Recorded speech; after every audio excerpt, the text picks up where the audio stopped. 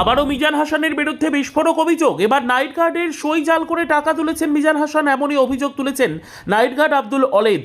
এই মুহূর্তের সব থেকে বড় খবর রানীনগর 2 ব্লক থেকে উঠে এসেছে বিস্ফোরক অভিযোগ। অভিযোগকারীর দাবি 2020 সালে কোমনগর হাই মাদ্রাসায় নাইট গার্ড হিসেবে কাজ করতেন তিনি। তার কথায় তার স্বাক্ষর জাল করে ব্যাংক থেকে তুলে নেওয়া হয়েছে বিপুল অঙ্কের টাকা।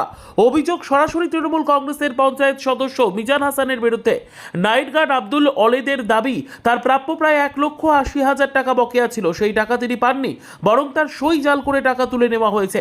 এই ঘটনার বিরুদ্ধে ইতিমধ্যেই একাধিক জায়গায় লিখিত অভিযোগ জমা দিয়েছেন তিনি।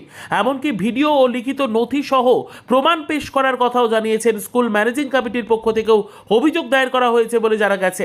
অন্যদিকে এই অভিযোগ খারিজ করে দিয়েছেন মিজান হাসান। তার বক্তব্য, তাকে মিথ্যে ভাসানো হচ্ছে, এই ঘটনার সঙ্গে তার কোনো সম্পর্ক নেই।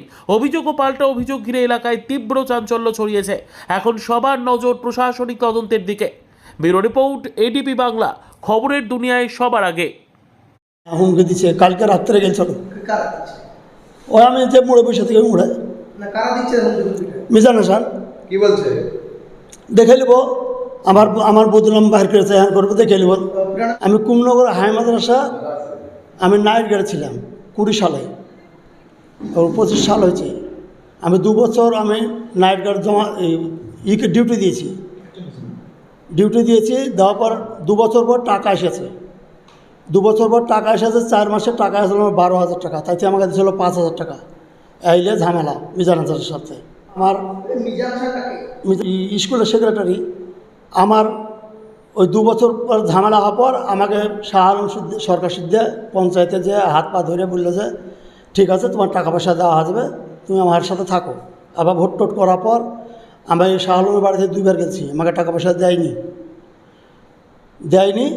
এবার আমার জাল সহি করে নিয়ে সব টাকা পয়সা তুলে নিয়েছি। আমার ওই 5 বছরে 300 টাকা, 3,000 টাকা করে 1,80,000 টাকা মিজান হাসানই করেছে। হ্যাঁ, ওর স্ত্রীর নাম হলে অ্যাকাউন্ট, ওর অ্যাকাউন্টে টাকাটা ঢুকতো, আমাকে দেয়নি। ও তো প্রথম 4 মাসের 12,000 টাকা ঢুকিয়েছিল, 5,000 দিয়েছিল, ওইলি ঝামেলা যে আমাকে টাকা পয়সা দেয়নি। জাল সহি করে সব টাকা পয়সা তুলে নিয়েছে। আমি কাগজপাতি সব জায়গাতে জমা করেছি, এসডিও, ডিএম।